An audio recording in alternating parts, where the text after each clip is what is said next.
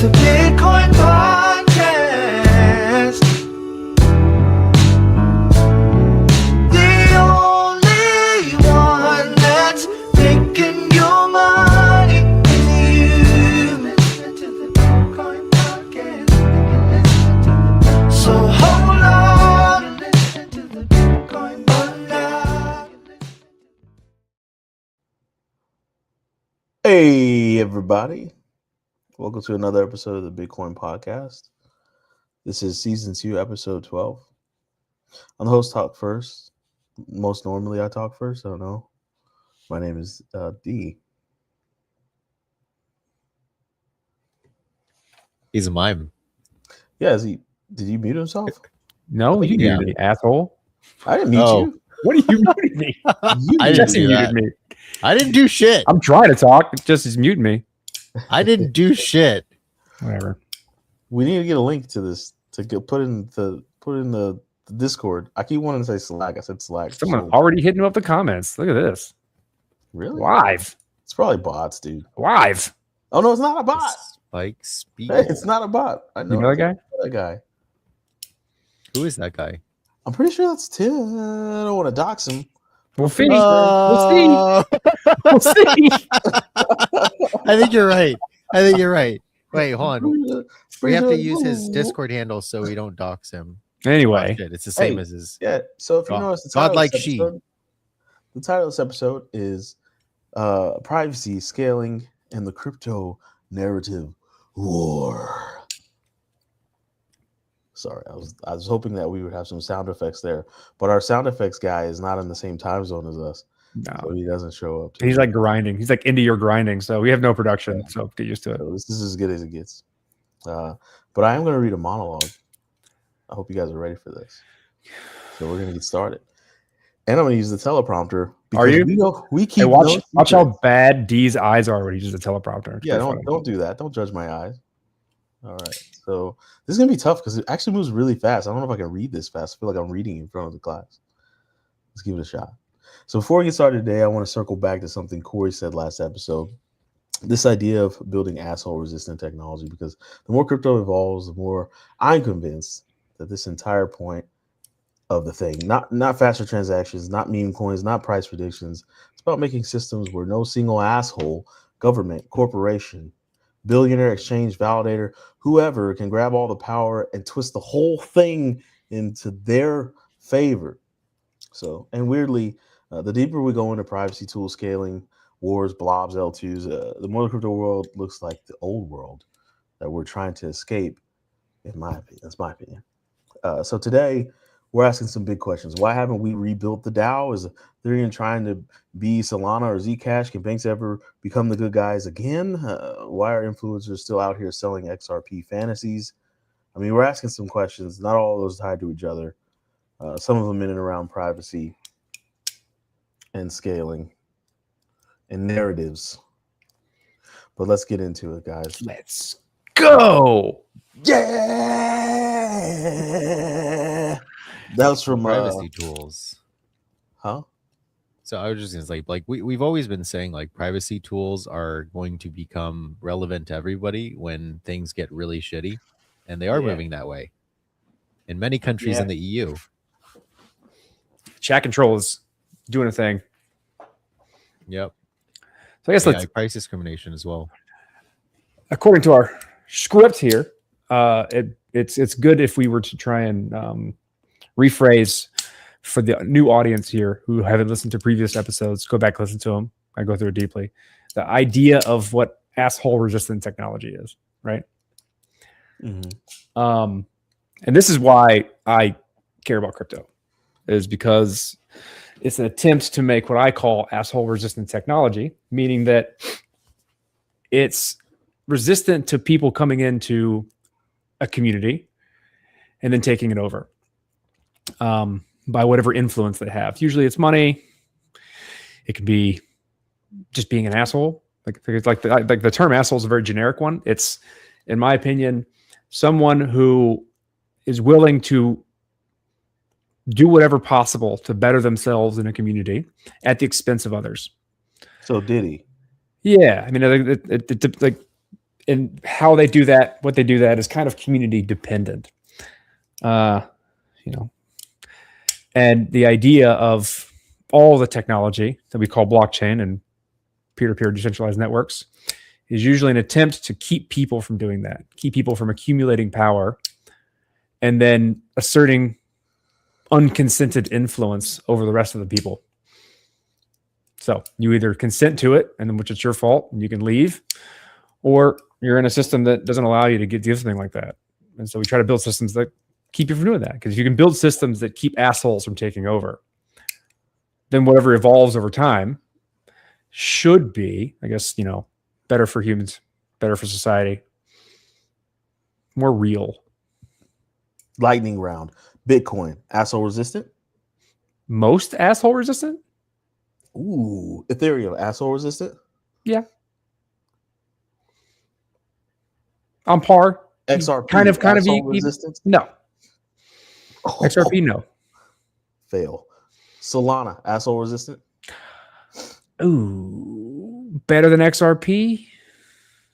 Better than most traditional systems? Not as good as Ethereum or Bitcoin. Logos, asshole resistant? It will be. Durability. It's not built yet. There's no Durability mainnet. Labs project that's secret, asshole resistant? Yeah, it has to be. That's me and Jesse are on the same page here. It has to be. Otherwise, it doesn't work. Yep. I wouldn't be wasting my life doing this if it wasn't that. Yeah, There's no point. Diddy's probably the exact opposite of asshole resistant, to tell you the truth, given for what the evidence said. Slippery slope. Yep.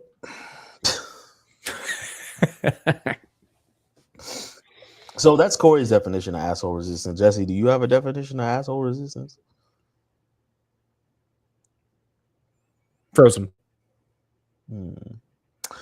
Jesse's internet actually is He's running these nodes in his basement. Yeah. I can't support it. He's running NORAD Junior in his basement. We need to get this man a And new he router can't- so he can do some quality control. At least it froze frame on a very, photogenic frame. It wasn't him like, He's just perpetually agreeing with us. It's fine. yeah, I know. So Jesse definitely agrees with Corey's definition. It's not that I don't disagree with the definition. I don't think anything different, but I do think that the operative word is resistant. Like Yeah. it's not what's the word? Like, when you have a electronic device and it's resistant or it's proof. They Yeah. have a waterproof or they make water resistant, right? I think it's only resistant because humans gonna human, and there's only a matter of time before an asshole finds its way. It's kind of like in Jurassic Park when he's like, see the water, it's like life will find a way. I honestly agree with you though, D. Like I think it's really important to try to build tools that remove humans as much as possible, because I think humans fuck up everything. We have a bad track record. We have a pretty bad track. That's why resistance, like you can never get proof. You can never get proof because the asshole is such a broad term and it's community specific. Like what one given community considers as bad behavior, a different community does not. So if you're going to build technology that serves both of those different communities, you can't have hard-coded rules into them. You have to give them options to make their own rules and then govern themselves, and then give them the right to exit in the event there's too many assholes in the community. Because this is all based on this theory that a buddy of mine, Tom, came up with, that I also came up with him. So I'm going to take credit for it as well. And that is in every community, doesn't matter. There will always be assholes. And the larger that community gets, the more likely they are to exist. And you can probably experience this in all of your lives, right? You get a friends group, everything's going well. Friend groups get bigger and bigger and bigger. Start including different types of people in them. And then all of a sudden you're like, fuck, we haven't had, why does Gary always ruin it? And it's because an asshole, right? Like it happens with every single community. And the bigger it gets, the more they are, and the more ability they have to control that community, the more they'll assert it. And so you have to try and keep it so Gary's can't ruin everything all the I time. want to ground it in crypto specific examples, like maybe the Monero proof of work or not. It wasn't Ooh, that's a proof of pretty work. It good was the one. Monero economic attack. Or you could look at, I don't know, what's another one? Could we also say, like, no offense to any Garys in the audience, I'm sure you're a great guy. Yeah, I've known some good Garys. First name I can come up with that was like generic enough. Mm. Are there any other good examples for the audience to understand what we're talking The about? Dow? better? Yeah, that's a good one. Dow's a really good one. You gotta do What that. about research. DAOs in general? Deep research, bro. 3000 general. No, DAOs in general. Oh, DAOs in general? Yeah, DAOs in general Yeah. are a good one, but like it's elucidated by the DAO hack really, really well. So for those that don't know, in Ethereum, we started this ICO craze back in 2017. And so just alongside of that, one of the projects called Slockit decided they wanted to do an ICO, but they wanted to do it differently. And they wanted to create what they called at the time a decentralized autonomous organization, DAO. It was basically a fund in which everyone put their money in and then had some commensurate token associated with it that gave them voting rights to then choose what the treasury participated in when it came to funding these ICO projects. And there's a mechanism in which you could, if you didn't like what was going on, you could basically fork, you could leave, you could take your portion out and create another DAO that was the same clone of the thing, but then forked off into a different direction where you can control that portion of the treasury. And then from there, you could take your money out if that was what you decided to do. So what happened was one person found a bug in the code and kind of did an infinite loop glitch and slowly bled out a good portion of the funds in the DAO. And at that point, because there's nothing you could do with Ethereum, it was a good portion of all of Ethereum, like all the ether that was available. And they ruined the whole experiment. And it was a really cool idea. They got ruined by a bug because someone found what's now called a reentrancy bug. And then the entire community of Ethereum decided to hard fork to refund everyone's money. Now, there's a lot of whole discussion on why they said they could do that and why it was okay compared to something like Bitcoin. But it caused a couple downstream events of like how people treated DAOs became very different. And the same experiment of the DAO never got redone because I think they're scared of it in some way, shape, or form. I could probably find someone like Griff. I think bring Griff on, who was the community manager of the DAO, to talk about this would be really interesting. Do you think he wants to talk about it still, or do you think he's like, yeah, he finds it like it's fascinating. It's like it's a piece of culture, like a piece of history that really altered the course of how cryptocurrencies work and how we come together and form DAOs. And if these things are, influential to how we manage money as a group, then he was a part of like real history there. But like, it's a good example of like, because of this bug, the way we built the technology, which was meant to be asshole resistant in a way, someone exploited a bug and then ruined the whole experiment altogether. And now like it's altered the course of how we do shared treasury management and these types of experiments. So if we're revisiting the DAO 10 years later, I know you really want to do a deep dive. I didn't need to say that like that. I apologize. There's nothing sensual about it, actually. But I know you wanted to get deep into the DAO, but I mean, perhaps we could just like, do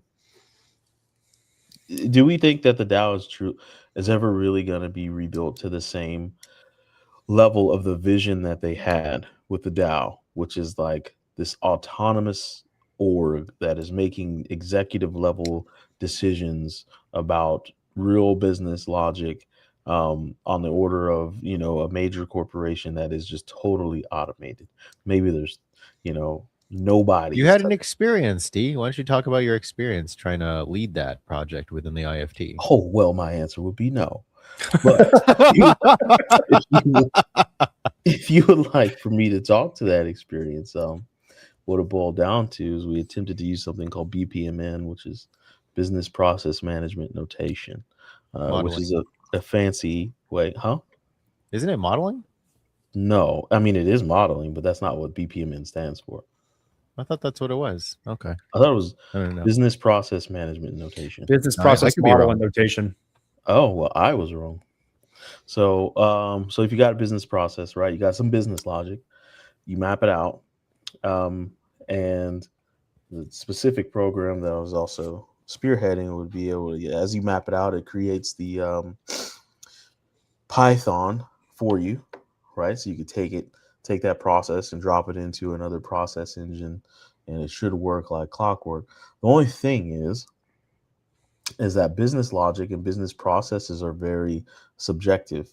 They're not as objective as one would think, right? Yes, if you look in a business book, it's got these rules, right? But when you actually work in businesses, they most normally have these little bypasses or little subtle things that they do that are very different. And getting businesses to work in an ideal form, which is what you find in the textbooks, is rarely ever a reality. So when it came to actually applying these things to automate the business at a grand scale and then being able to copy and paste those processes into a different business, well, that just will never work. It barely works in corporations, massive corporations that are global, that have, factories and plants around the world. If you go from one plant to another, they're operating completely different. Right. My experience Completely. as somebody who is subjected to the early testing of these processes, what is it like, for instance, when you had to fill out reimbursements of invoices that you paid for that were relevant for work, it took way more time than it should have, or than the previous process took. And that was supposedly like a simple process. And if you imagine that process running on Ethereum when it was centralized, like, holy shit, that's going to be worse. I don't think anyone ever. If those who think all this stuff should run on a blockchain, I think are a bit naive when it comes No, to these things. that Like, was even if never- you just look at, like, say, let's take the current implementation of most DAOs today, which is for the most part run on a blockchain when it comes to voting. So most DAOs are effectively a pool of money in which people participate in gathering. It doesn't really matter where the money comes from. It can come from like some yield or whatever. It doesn't matter. There's a pool of money. And how that money gets used is subject to people making proposals and then a vote happening. And then ostensibly the people who have a stake, whoever like participated in that pool of money, have some token that represents their weight of their vote.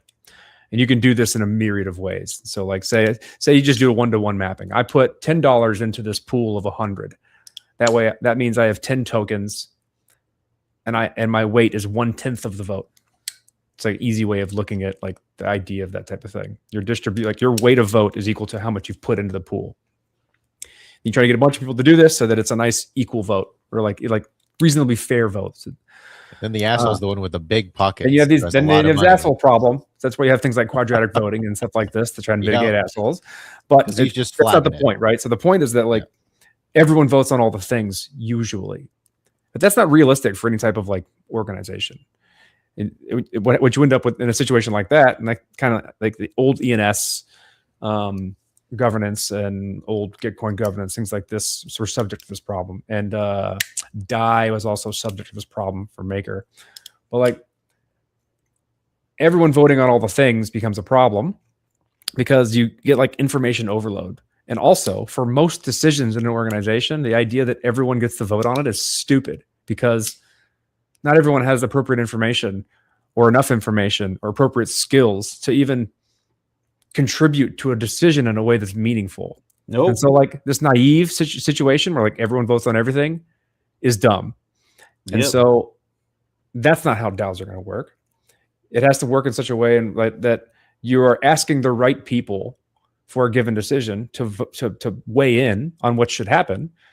And you can, figure out how you want to do weighting distribution on that type of thing, or selecting the right group of people such that you're inclusive but not overwhelming. There's a lot of rules in which you can come up with to come up with quote unquote fair. Mm-hmm. But the blanket one of everyone vote on everything is stupid. And so that's how most DAOs work, and they're inefficient. And then you end up with like assholes or apathy or something inefficient. What I think is that or a business or a for-profit business, DAOs are not for humans. DAOs are for the robots. Maybe, but like I like the idea of having coming up with fair ways of doing vote distribution, because like humans are going to vote. We're all going to have votes. I get that, but I think that just because of the fact that we have to vote, that breaks down the autonomy over time, and also reintroduces centralization over time. And so when you do those two things, automatically organization goes out the window. So is there like So- what's the appropriate amount of decentralization?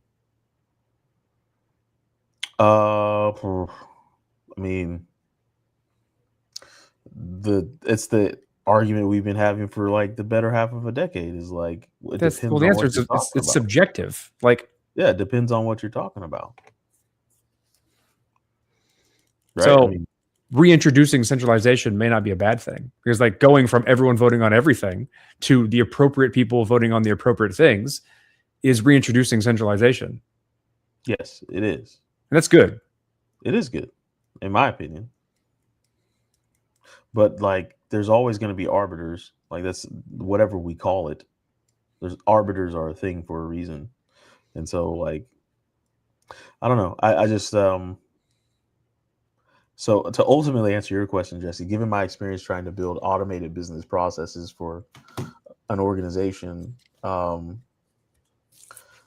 yes, you can automate one organization. It takes a painfully long time and is very difficult, but you can't copy and paste that automation from one organization into another. That was the vision of the DAO, though, right? To have some sort of pool of funds that does some sort of automated money distribution based on some business processes.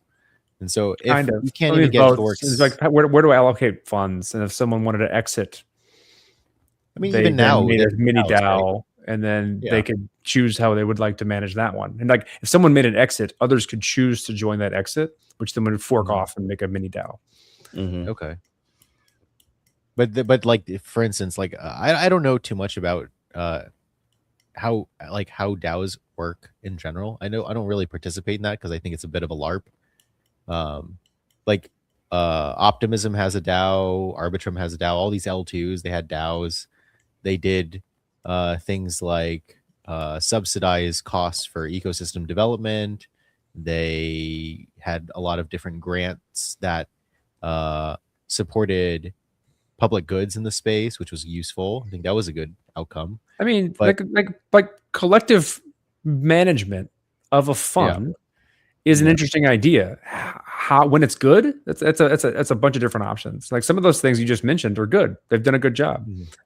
Mhm. Like MakerDAO is arguably one of the better DAOs and successful projects out there. It depends on what you're doing. Like the Constitution DAO was a failure because it lacked privacy. There's no way it could ever have worked.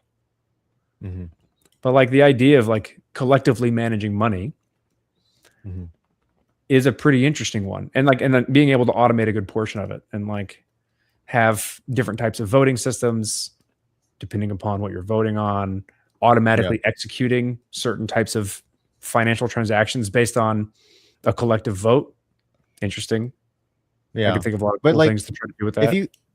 If you start small, like there have been like experiments that people have ran like on Twitch, like playing Pokemon Blue on a Game Boy, and it's controlled by chat, right? Yeah, they just You push like also- up, down, left, right, and like it just does it. Yeah, It's right. a And then you nightmare. have But you've seen emergent properties where like they can do it.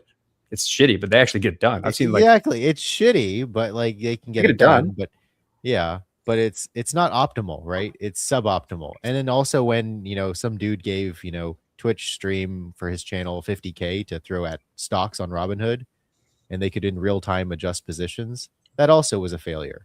yeah, right? because they have no So, stake in it. There's no stake. They have like they don't lose the 50K. Well, okay, regardless, care. it seems like there's so many different ways for this thing to go wrong, and it just seems like the suboptimal way of managing money. Like, Welcome to humans. Like yeah, like there's think so many practically ways in a your company household. can go wrong, and guess how many companies go wrong? Most of them. Exactly. Yeah. A little bit more than most. Keep going. See what I mean? Like, it's not like we're doing an awesome job in the real world, playing with like all the traditional official infrastructure. Yeah. Humans are going to be Yeah. humans. We're just giving them better tools to like maybe, hopefully, do a better job. So I think that's what D is saying. He's basically saying because humans, and I'm agreeing with D, if you throw humans in a loop, you fuck it up. But I mean, why are we making technology? Because we got nothing else to do. We bored, man. No, because like we want to facilitate human relationships. We're trying to make it better. We're trying to make humans doing human things better. Like at the end of the day, a good technology gets out of the way of the human to human relationship. That I is should think true. about that because I feel like there are counterexamples. Well, of course there are. Nuclear bombs is a pretty good one. This is a good opportunity to go to the argument that we've had countless times over the last, I don't know how many years now we've been together doing this, but Jesse, you wanted to talk to you. It was in Discord when we have our own little private channel on Discord. It's a private channel, and we talk about stuff and we argue about stuff a lot. But this argument was, what was it about? I'm trying to remember. Are you scrolling right now? We were talking about the reasons in which why the tools that we're building, like for instance, Corey at the IFT and me at Durability Labs, are important. Hold up. What was that? What did you just do? I was just saying the conversation that we were arguing about was about the value of building essentially like sovereign infrastructure for people that tries to obviate the need for any centralized provider. Like for instance, social media without, a Zuckerberg in the middle, right? That is essentially selling your data and doing all sorts of stuff with it. You could think about, in the context of like what IFT does, they were trying to do end-to-end encrypted chat with status, and then other privacy projects that they have cooking.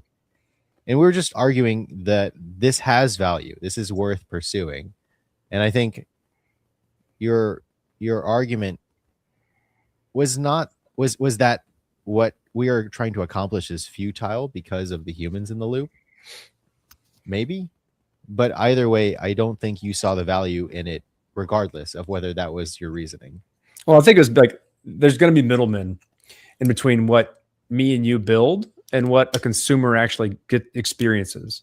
And D was arguing because there's a middleman, it doesn't matter because people are just going to centralize it and they won't actually get to use all the options you're giving them. And I wholeheartedly disagree. And that I'm building like infrastructure is trying to build the thing a bunch of people can build on in a bunch of different ways. And some of those ways aren't going to be very good. They make concessions that we necessarily wouldn't care about. Say, for instance, if it's a privacy preserving infrastructure, people will ignore all that stuff and disclose all the things that were private underneath them, thus like removing the privacy guarantee that you get if you build on top of it, like or centralize things such that they have full control over the assets. Coinbase is a good example of this. It's a centralizing entity on top of decentralized technology. And that's good for some things. It helps people get onboarded. It gives them a lot of control over those assets and things like that. But at the end of the day, if they want to, they can exit. And that's the main thing. The ability to like opt into things and then exit when it no longer works for you, or to progressively learn and then take on more responsibility of the thing you're using. If you can't do that, then you're always going to be subject to the tyranny of the centralization. If you can exit with your funds or your vote or your identity or whatever it is, then that platform can't control you. So they won't try to. And that's important. Maybe a simple version is just like growing your own vegetables to at least not necessarily replace your need to go to the grocery store for vegetables, but at least, you have some vegetables that you grew. You knew that you didn't use harmful pesticides or whatever, Maybe that's a simple way to explain. What if we could just test the theories somehow? like, I don't know, like there has to be a way to test these theoretical ideas that you're building before you go out and build it. Like, will people join a system that they can exit from? Will they even know what that means on a grand scale? Will they care? Like, those are the things that, like, for me, every time you add layers that someone doesn't understand, you're adding an intermediary for them, right? Like, that That's just fine. is that is the way that it has to be in order for the thing to scale out to the most people, right? You're gonna add an intermediary for them. So um if that intermediary ever gets too powerful, then they just become the arbiters of the thing that's built, and they have the control. If they control the whole thing, you're that's subject to the assumption that the intermediary is ubiquitous across the whole thing, and that's not true. Coinbase does not own all of Bitcoin. I'll give you an example. I was helping manage somebody's crypto, right? Doing a favor. Let's just say a favor with money attached. So a service. No. Uncle Sam, you don't know shit about me, okay? So anyways, I'm doing this, right? They had the private key, right? It wasn't great, but I knew what I was dealing with. I was dealing with a level of ignorance that was like insurmountable. So I was like, here's your private key. This is access to your wallet. This is everything. Cool. And they were still like, cool, I just want you to do everything. And I was like, yeah, but I don't have to. You can. You're smart. You got your big boy pants. You do it. This is your stuff. They're like, no, I want you to do it. And I'm like, okay, but no, because if something goes wrong, and anything can go wrong, especially now since I've given you the private key, you could give that to somebody else and they could steal your shit, and then I'm culpable. Like, no, I'm not going to do that.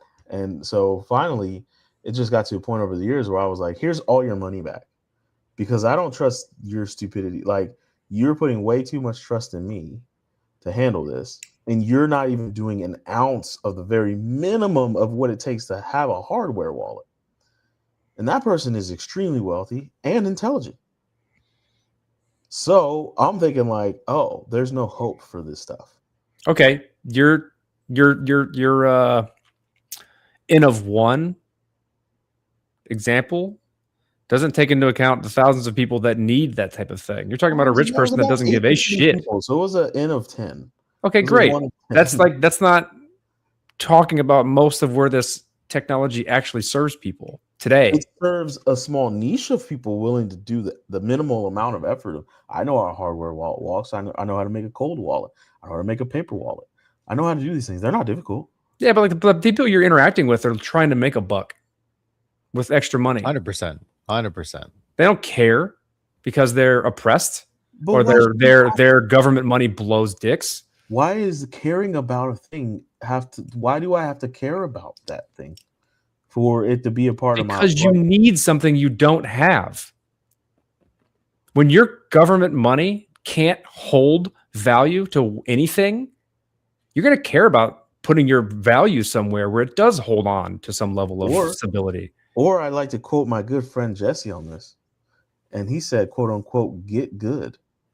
So how can you great, you're good at something, you make a bunch of money, and then the value drops out of the money you made, and so you've done nothing. Yeah, like you need to not hold your wealth in something that is a depreciating asset. Like, for instance, you wouldn't store your wealth in cars, right? Especially cars that lose value. They're not like the exotic, Bugattis, right? So or like that are like 1 of 10.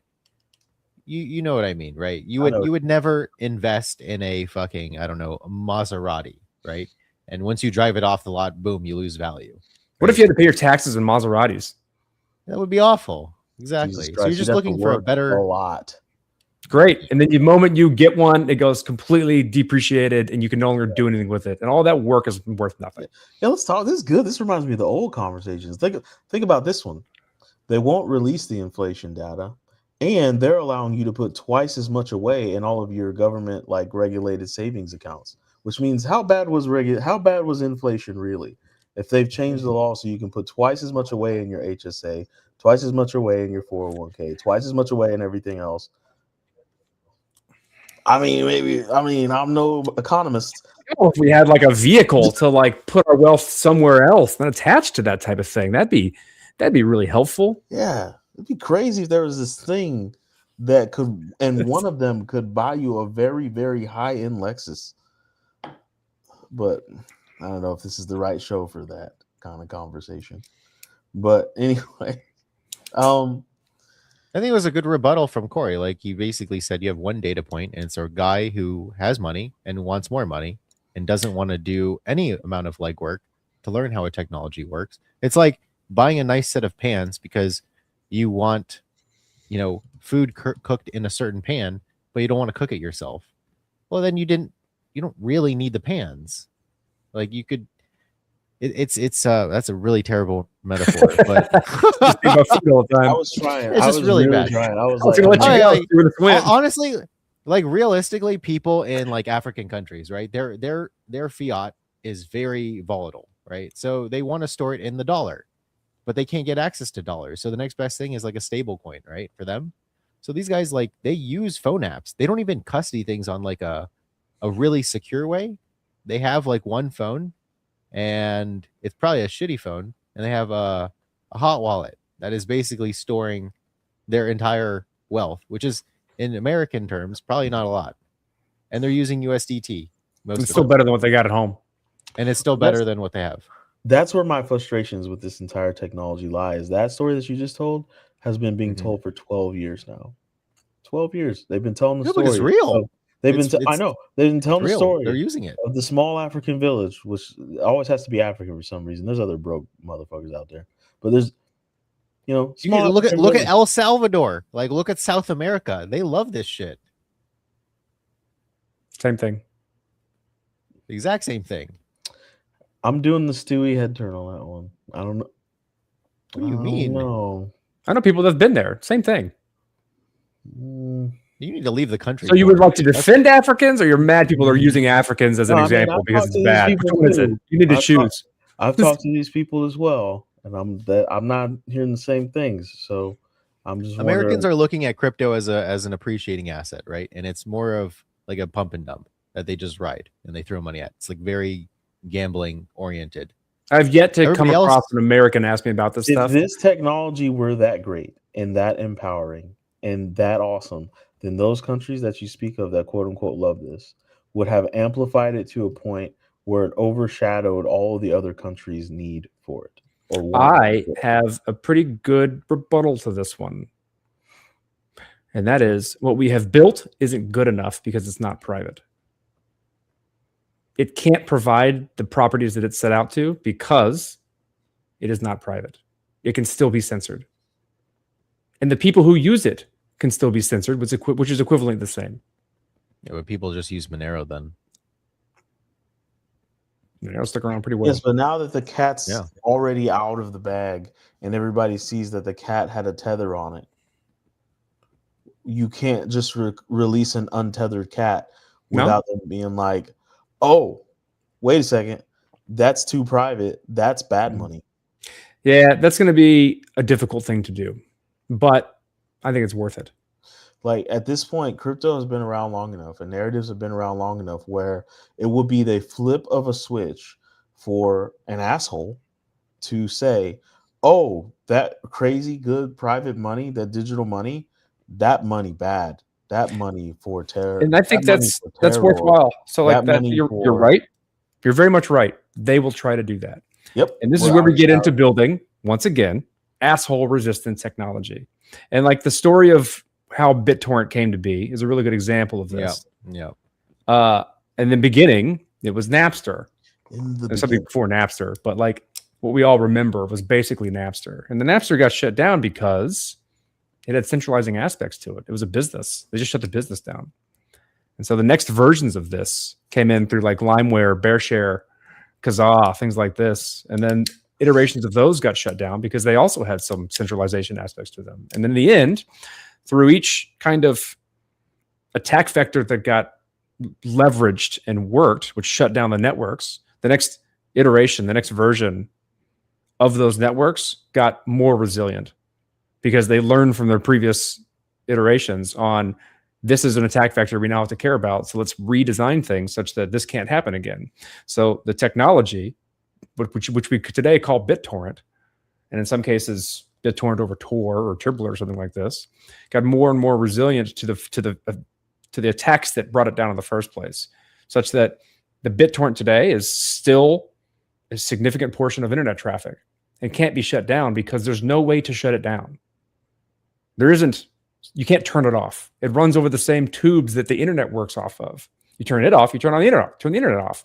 And there's ways to mitigate it. There's ways to track it. And that's why like the next versions of these things will deal with the problems that BitTorrent faces today, such that you really can't turn it off. Hopefully, the goal from people like us who build these things is that we end up building something so much better that is so resistant that it just replaces the internet. It's a better internet. Now, that's lofty. The realistic situation is that it's going to be a mixture of the two. A possibility is that it gets shut down altogether. But like, yeah, and that's one thing I try to. So it was very funny. Those of you that have watched this last 40 some odd minutes, and those of you that are currently watching now, is that we are obviously the warm cup of glass kind of crypto podcast or crypto. We're not, warm cup of glass, warm cup of a drink. You know what I'm trying to say. we do not. Hot cocoa. We're hot cocoa. We're hot cocoa. Okay. Damn. Come on. It's been a long day. But like, this is a long journey. If you're getting into crypto and you're the 1% that actually wants to hold on to it, understand about it over a long period of time. Yeah, I know there's the 99% chances you just want to get rich. And that's cool. That can happen. It's not going to happen fast unless you're getting schemy and scammy and real swifty, right? But if you really are interested in this stuff, you heard what Dr. Petty just said, right? We're trying to rebuild the internet. Well, I got news for you guys. The internet was like, I don't know, a 60-year project before we got to like AOL. Was it 50 years? When was it? Late 60s, right? Internet, BBSs, former BBSs. Started. Or both DARPA started. No, DARPA laid the fiber lines between the national laboratories in like the 80s. Late. And when did But DARPA even start connecting the very separate first internets? thing was late 60s, right? The very first. And there was something before DARPANET, right? Connected to another. Yeah, DARPANET was one of the many, ARPANET. and then there's an effort to connect them together. So, Yeah. anyways, long time before we got AOL, like 30 years, 40 years before we got like AOL. 1969. There we go, late 60s. I remember it was like the same year as like some other important stuff went down in America. So it was established in 1969, closed in 1990, but they're still using. I don't know if they're using parts of that, but there's something that's new that they're using. Yeah, But so it we're was talking from the about- 90s. We're talking about nearly 20 years of time before we got the AOL moment, which arguably caused a mild step change in how many users were using internet. And then probably before that, how many years of math and physics and network and science went into the algorithms that finally came together, the research that finally came together for that initial moment in 1969 to where one super duper smart dude and another smart dude, hopefully it was a woman, but we all know it was the 60s. Like, come on, let's be A couple of other ones Yeah. were men, and they were ballers. Yeah, and so like there's what's her name, Madame Curie. She was she was a baller. That was not Right, and so- internet, but sure. Science, baby. She's a So chemist. so it's like Radiation. So it took a very long time for that to happen. And Bitcoin was just introduced. Now, granted, it was on the shoulders of lots of research and mathematics before that, but it just hit the game in like 2010, 2009. When did Bitcoin start? 2009. 2009. 2009, Yeah. 2008 was the white paper. 2009 was the release of the client. right? So well, shit. You can go by that math. We're like 10 years away from the AOL moment, but early. What I'm trying to say is, if you're into crypto now, you're early. There's a lot of stuff still being figured out. Stay into crypto. It might benefit you. I don't know. Benefited us. that takes us into our next thing we wanted to talk about: the influencer crypto culture. Let's talk about it. Gay. So, Jesse's a crypto influencer. We're all Is he now? crypto influencers. Yes, we are. do you I mean? guess we used to be. I guess. We make infotainment. I guess we used to be at some point. At Yeah, some but we're point, not we had shills. influence. We never been shilly. We never have ever been like, oh, go over here, buy these unicorn pops. They're gonna get rich. But I want to talk about it, right? So there's some simple rules for identifying bullshit when you see bullshit about crypto. All right, simple. If anybody's giving you guaranteed price targets, like, oh, buy this thing, it's gonna be $35 by next November. They're full of shit. Yeah, I can't think of a situation in which someone can do an accurate price prediction.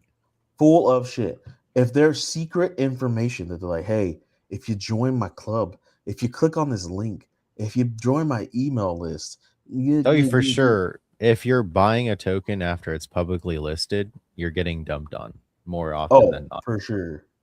Because you're Dumped essentially on. funding the team's project, and the team can rug you, or they are actually in it for the right reasons, and they I've might seen still very long- few long-term instances rug of you. projects trying new alternative approaches to trying to mitigate that behavior, because like it's kind of a natural cycle of startup culture and how you raise money for projects and then make the initial investors whole in some way, shape, or form.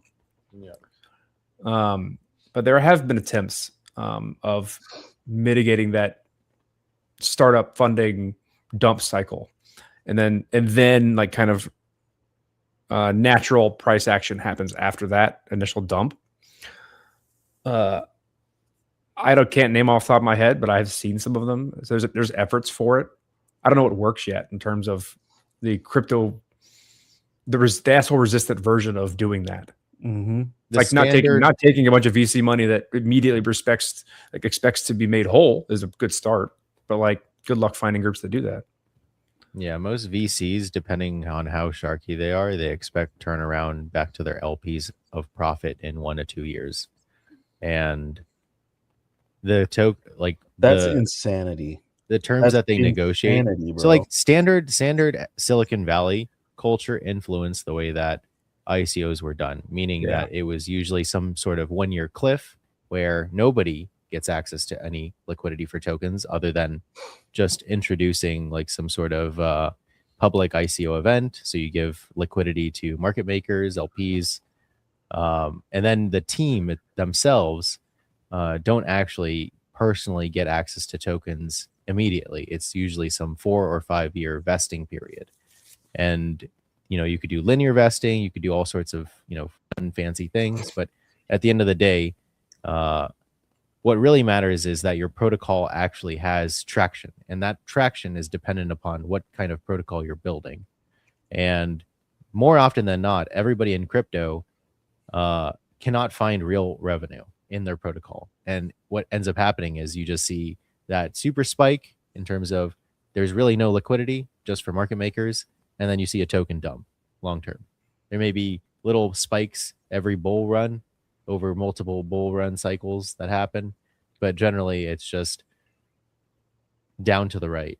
For most, I'd be interested in looking at like, I used to do distribution analysis of various things to point out like who has actual control over price movement within a token. Mm-hmm. Mm-hmm. It was way easier back then. Contracts were easier. There wasn't as much financial money flowing in and out. Mm-hmm.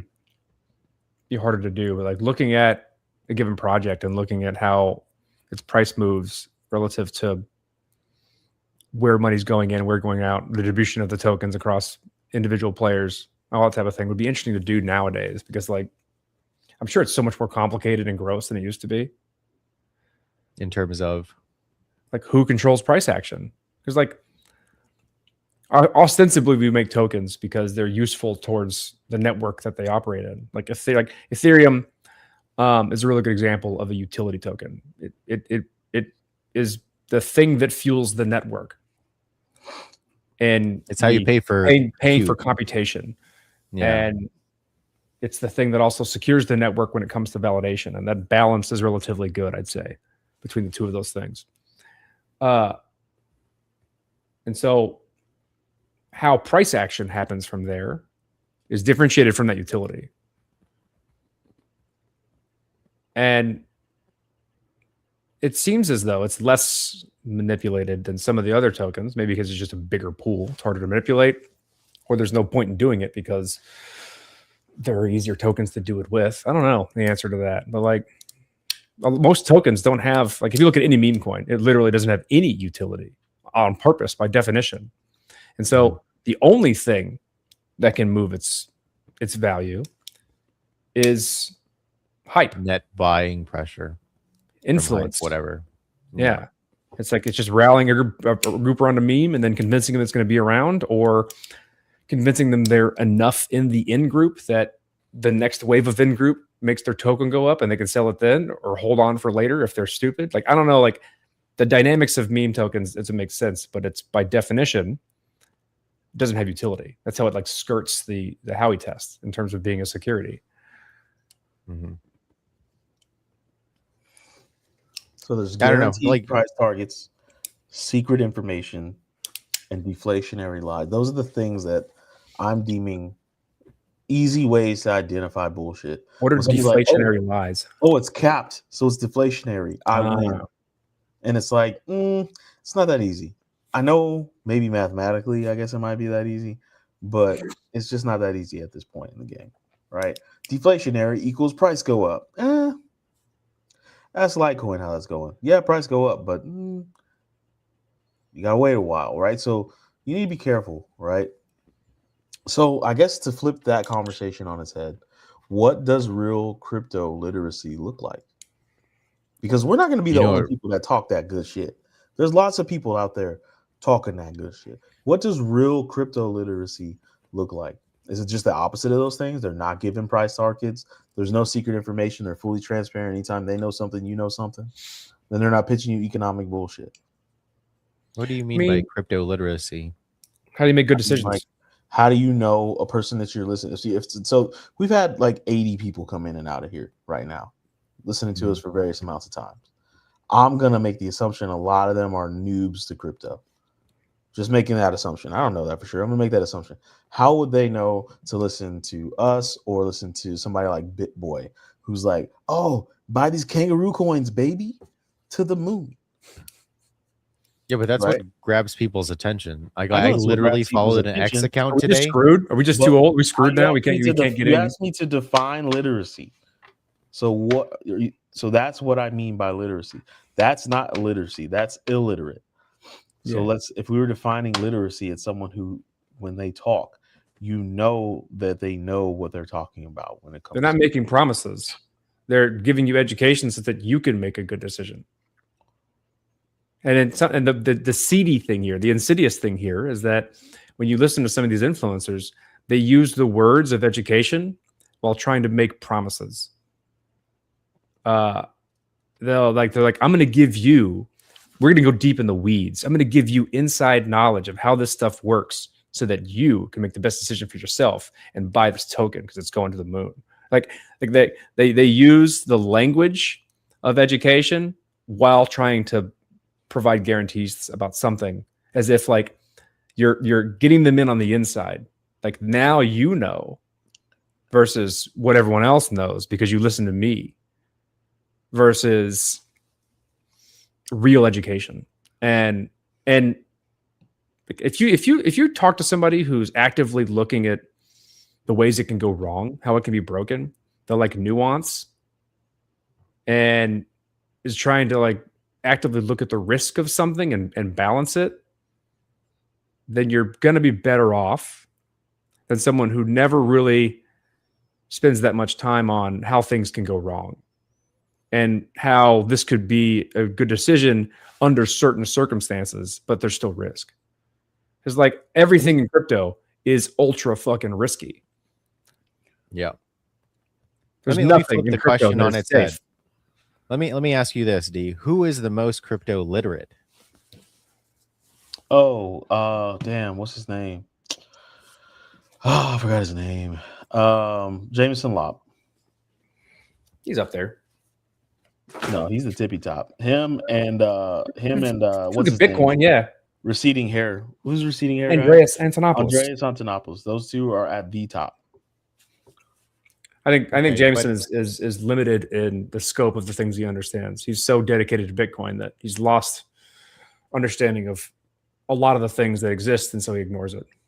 His dedication to Bitcoin would allow him to very fluidly be literate in other cryptos, though. But he refuses to do it. Doesn't mean he wouldn't be literate. But he is You're- illiterate.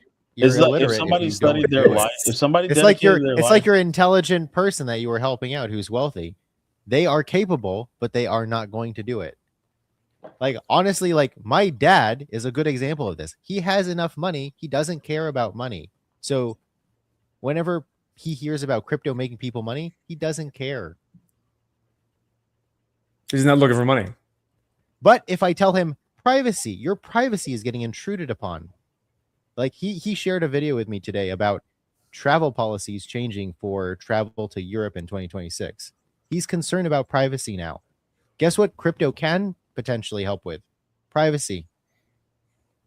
So people who are capable of learning a thing will seek the thing when they absolutely need it.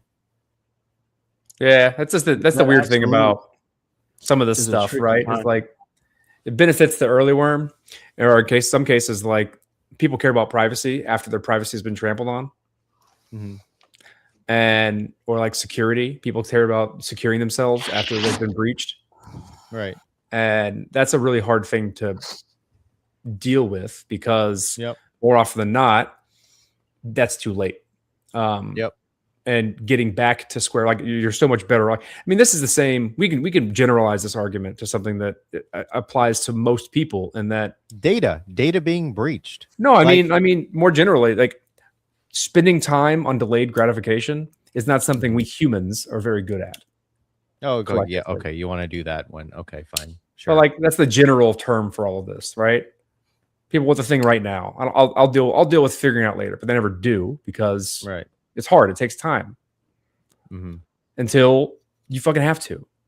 But Right. my point is that it's if when you have to, it's not there, you're fucked. Like if there's no way for you to figure it out or do anything about it or course correct and make it better, then you're fucked. And so like you know, I had this conversation in a different context. It's literacy rates. 54% of Americans read at a 6th grade or below reading level. And like 1 in 5 Americans can't even fucking read or write. that's It's not like really that that can't bad. be true. it's very true. I hope that's not fucking true. What do you mean can't read extremely or write? true. Like 1 in 5. Like 1 in 5 don't have a literacy level that is competent enough to participate in society, modern So like society. if I were to like, hey, read this page in a book, they couldn't do it. They would struggle to ingest the information and subsequently make any sort of inferences on top of that or introspect about the information at all. 79% That's people fucked. can read. 79% of people in America can read. I'm talking about the people that can't read, D.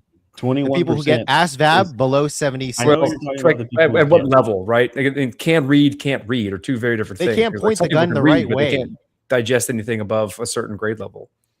Yeah, that's fucked. 54% of adults have literacy rates 6th grade and below. 6th grade and Yeah. below. 54%. And so this is what I've been What is trying to 6th harp grade reading level? to you guys for the longest time that we guys can't say on air because we've been recording for an hour. We need to wrap this up. I'll say it right after air though, but I'm going to leave that in the air because we might say it on air sometime. You never know, but you got to tune in on the next episode. So anyways, there's some things we didn't get to talk to, but we're going to just continue this conversation. And this stream of consciousness conversation we'll have for the next Do you see it, 400 Corey? episodes. Did you corroborate that the percentage? No, I- I'm looking at I what a just 6th grade Googled it. reading level is. I'm curious about like what.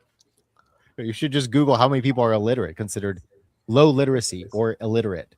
It's 21%. Hey guys, we got to wrap this shit up. 21%. So Yeah, anyway. you guys can both show your projects respectively. Go. I'll Oh. show it when it's ready. I mean, you can join logos now. Go to logos.co. Learn about privacy and why it You matters. can go to fergalati.com and you'll see an unfinished website, but one of those services and goods is finished. So hit me up if you want it. For Jesse, he said, hey, you don't want to release it till it's perfect. Shadow. No. He's shadow jacking hard. Okay, pilot.archivist.storage. Go there. Ooh. I'm going. Figure out the password. If you're shit. not a retard, Wait, you'll wait. figure it out. We got this one. Don't archivist that what? Pilot.archivist.storage. Archivist or archivist? Archivist. You like that? It's I like archivist. you can say it however you want. AI says will. archivist. Into your access code. All right. Pilot.archivist.storage. That's my man Jesse's project down there. Oh, wait, for you guys on vertical, I got to do this. That's his Password project. container. Go, That's Corey. You fine. can figure it out. Oh, I'll find it. All right. It's client side. It's not server side. We're gonna do In a shout fact, out yeah. to old long neck, wide face, Zoe Saldana. We see you, boo. As always, shout out to my wife. I have to do that to counteract the karma. And shout out to Ahmad. Miss We miss you, guy. And congratulations to Jesse, who had a big thing happen in his life. And we're gonna wrap it with that because I don't like doxing my man. It could be whatever you think it is, audience. Use your imagination. All right. Play the outro. Station.